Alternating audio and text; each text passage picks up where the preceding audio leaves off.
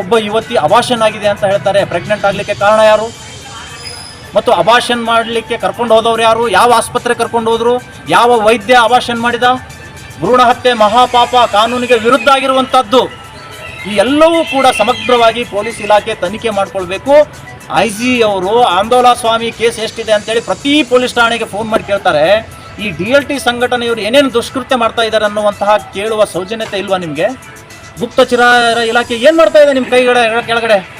ಎಲ್ಲವೂ ಕೂಡ ಮೌನದಿಂದ ನೀವು ಕೂತ್ಕೊಂಡಿದ್ದೀರಿ ಅಂದರೆ ನಮಗೆ ಅನುಮಾನ ಬರ್ತಾ ಇದೆ, ನಿಮ್ಮಿಂದ ನಮಗೆ ನ್ಯಾಯ ಸಿಗುವುದು ಅಸಾಧ್ಯ ಅಂತ. ಇತ್ತೀಚೆಗೆ ಕಲಬುರಗಿಯಲ್ಲಿ ಕಂಡು ಕೇಳರಿಯದಂತಹ ಸುದ್ದಿಗಳು ದೃಶ್ಯ ಮಾಧ್ಯಮಗಳಲ್ಲಿ ಮತ್ತು ಪತ್ರಿಕಾ ಮಾಧ್ಯಮಗಳಲ್ಲಿ ಇಡೀ ರಾಜ್ಯದ ತುಂಬೆಲ್ಲ ಮತ್ತು ದೇಶದ ತುಂಬೆಲ್ಲ ವ್ಯಾಪಕ ಪ್ರಚಾರವನ್ನು ಪಡಿತಾ ಇದೆ. ಕಲಬುರಗಿ ಶರಣರ ಸಂತರ ನಾಡು, ಸೂಫಿ ಸಂತರ ಬೀಡು ಅನ್ನುವಂತಹ ಅನೇಕ ವಿಚಾರಗಳನ್ನು ನಾವು ಕೇಳ್ತಾ ಬರ್ತಾ ಇದ್ದೀವಿ. ಇಂತಹ ಸೂಫಿ ಸಂತ ಶರಣರ ನಾಡಿನಲ್ಲಿ ಸಮಾಜ ಸೇವೆಯ ಮುಖವಾಡವನ್ನು ಹೊತ್ಕೊಂಡು ಸಂವಿಧಾನ ರಕ್ಷಕರು ಅಂತ ಹೇಳಿ DLT ಅನ್ನುವಂಥ ಒಂದು ಸಂಘಟನೆಯನ್ನು ಸ್ಥಾಪನೆ ಮಾಡಿ ಹಗಲು ದರೋಡೆಗೆ ಇವತ್ತು ಕಲಬುರಗಿಯಲ್ಲಿ ಇಳಿದಿದ್ದಾರೆ. ಅದು ಲ್ಯಾಂಡ್ ಮಾಫಿಯಾ ಇರಬಹುದು ಮತ್ತು ಇನ್ನೂ ವಸೂಲಿಬಾಜಿ ಇರಬಹುದು, ಅದರಲ್ಲೆಲ್ಲವೂ ಕೂಡ ದುಷ್ಕೃತ್ಯದಲ್ಲಿ ಭಾಗಿಯಾಗಿ ಇವತ್ತು ಕೋಟ್ಯಾಧೀಶರಾಗ್ತಾ ಇದ್ದಾರೆ. ಕಳೆದ 28ನೇ ತಾರೀಕು ಒಬ್ಬ ಉದ್ಯಮಿಯನ್ನು ಗನ್ನಿಟ್ಟು ಬೆದರಿಸಿ ಹಣ ವಸೂಲಿ ಮಾಡಿದ್ದಾರೆ ಅನ್ನುವಂಥದ್ದು ಸುದ್ದಿ ಮಾಧ್ಯಮದಿಂದ ತಿಳಿದು ಬಂದಿದೆ. ಆ ಪ್ರಕರಣದಲ್ಲಿ ಸುಮಾರು 8 ಜನರ ಮೇಲೆ FIR ಆಗಿದೆ. ಇಲ್ಲಿಯವರೆಗೂ ಕೂಡ ಅದರ ತನಿಖೆಗೆ CPI ಶಕೀಲ್ ಅಂಗಡಿಯವರು ಮುಂದಾಗಿಲ್ಲ. ನಮಗೆ ಅನುಮಾನ ಇದೆ, ಈ ಎಲ್ಲ ಪ್ರಕರಣಗಳನ್ನ ಮುಚ್ಚಲಿಕ್ಕೆ ಏನೋ ಡೀಲ್ ಆಗಿದೆ ಅನ್ನುವಂತಹದ್ದಿದೆ. ಪೊಲೀಸ್ ಕಮಿಷನರ್ ಇದನ್ನು ಸಂಪೂರ್ಣವಾಗಿ ತನಿಖೆಗೊಳಪಡಿಸಿದಾಗ ಮಾತ್ರ ಇವತ್ತು ಆ ಸತ್ಯ ಬಯಲಿಗೆ ಬರಲಿಕ್ಕೆ ಸಾಧ್ಯ ಇದೆ. ಕಳೆದ 3 ದಿನಗಳ ಹಿಂದೆ ರಾಜ್ಯವೇ ಬೆಚ್ಚಿ ಬೀಳಿಸುವಂತಹ ಸುದ್ದಿ, ಭಯಾನಕ ಸುದ್ದಿಯನ್ನು ನಾವು ನೋಡಿದ್ದೀವಿ. ಅದು ಹನಿ ಟ್ರ್ಯಾಪ್. ಮಹಿಳೆಯನ್ನು ಪೂಜಿಸುವಂತಹ, ಆರಾಧಿಸುವಂತಹ ದೇಶ ನಮ್ಮದು. ಅಂತಹ ಅಮಾಯಕ ನ್ಯಾಯ ಕೇಳ್ಕೊಂಡು ಬಂದಂತಹ ಯುವತಿಯರನ್ನು ದುಷ್ಕೃತ್ಯಕ್ಕೆ ಬಳಸಿಕೊಂಡು ಮತ್ತು ಅತ್ಯಾಚಾರ ಎಸಗಿ ಲಕ್ಷ ಲಕ್ಷ ಹಣ ಲೂಟಿ ಮಾಡಿದಾರಲ್ಲ, ಇದು ನಮ್ಮ ಕಲಬುರಗಿ ನಾಗರಿಕ ಸಮಾಜ ತಲೆ ತಗ್ಗಿಸುವಂತಹ ವಿಚಾರ ಇದೆ. ಹನಿ ಟ್ರ್ಯಾಪ್ ಬಗ್ಗೆ, ಅತ್ಯಾಚಾರದ ಬಗ್ಗೆ FIR ಆಗಿದೆ.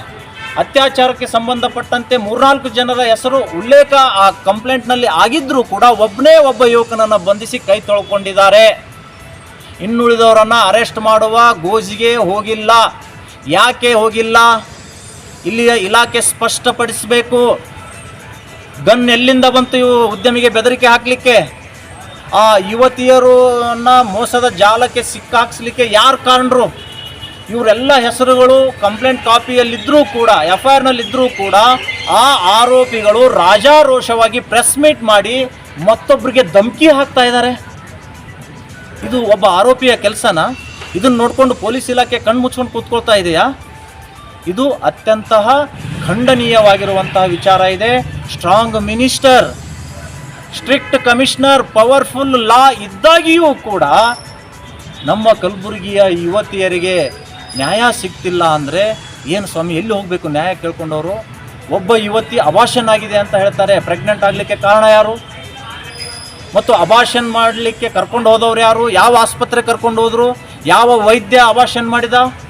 ಭ್ರೂಣ ಹತ್ಯೆ ಮಹಾಪಾಪ, ಕಾನೂನಿಗೆ ವಿರುದ್ಧ ಆಗಿರುವಂಥದ್ದು. ಈ ಎಲ್ಲವೂ ಕೂಡ ಸಮಗ್ರವಾಗಿ ಪೊಲೀಸ್ ಇಲಾಖೆ ತನಿಖೆ ಮಾಡಿಕೊಳ್ಬೇಕು. IG ಅವರು ಆಂದೋಲ ಸ್ವಾಮಿ ಕೇಸ್ ಎಷ್ಟಿದೆ ಅಂತೇಳಿ ಪ್ರತಿ ಪೊಲೀಸ್ ಠಾಣೆಗೆ ಫೋನ್ ಮಾಡಿ ಕೇಳ್ತಾರೆ. ಈ DLT ಸಂಘಟನೆಯವರು ಏನೇನು ದುಷ್ಕೃತ್ಯ ಮಾಡ್ತಾ ಇದ್ದಾರೆ ಅನ್ನುವಂತಹ ಕೇಳುವ ಸೌಜನ್ಯತೆ ಇಲ್ವಾ ನಿಮಗೆ? ಗುಪ್ತಚರ ಇಲಾಖೆ ಏನು ಮಾಡ್ತಾ ಇದೆ ನಿಮ್ಮ ಕೈಗಡೆ ಕೆಳಗಡೆ? ಎಲ್ಲವೂ ಕೂಡ ಮೌನದಿಂದ ನೀವು ಕೂತ್ಕೊಂಡಿದ್ದೀರಿ ಅಂದರೆ ನಮಗೆ ಅನುಮಾನ ಬರ್ತಾ ಇದೆ, ನಿಮ್ಮಿಂದ ನಮಗೆ ನ್ಯಾಯ ಸಿಗುವುದು ಅಸಾಧ್ಯ ಅಂತ. ಈ ಹನಿ ಟ್ರ್ಯಾಪ್ ವಂಚನೆಗೆ ದೂಡಿದಂತಹ ಆ DLT ಸಂಘಟನೆಯ ಪ್ರಮುಖರನ್ನು ಅರೆಸ್ಟ್ ಮಾಡಬೇಕು.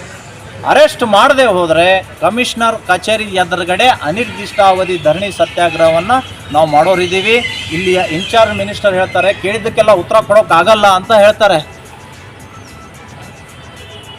ನಾನು ಕಲಬುರಗಿಯನ್ನು ಡೆವಲಪ್ ಮಾಡಲಿಕ್ಕೆ ಒಂದು ಸಂಕಲ್ಪವನ್ನು ತೊಟ್ಟಿದ್ದೀನಿ. ಆ ಕಲಬುರಗಿ ಡೆವಲಪ್ಮೆಂಟ್ಗೆ ಈ ಸ್ವಾಮಿ ಅನ್ಫಿಟ್ ಅಂತ ಹೇಳ್ತಾರೆ, ಅವರು ಯಾರ್ದು ಹೆಸರು ಹೇಳೋಂಗಿಲ್ಲ. ಹೌದು, ಆ ಸ್ವಾಮಿ ಅನ್ಫಿಟ್ಟೇ ಇರ್ಬೋದು, ಆದರೆ ನಿಮ್ಮ ಕಲಬುರಗಿ ಡೆವಲಪ್ಮೆಂಟ್ಗೆ ಇವತ್ತು ಈ ಹನಿ ಟ್ರ್ಯಾಪ್ ಮಾಡುವವರು, ಅತ್ಯಾಚಾರ ಮಾಡೋರು, ಹಗಲು ದರೋಡೆ ಮಾಡೋರು ಫಿಟ್ ಆಗ್ತಾರಾ? ಫಿಟ್ ಪರ್ಸನ್ಗಳ ಇವರು?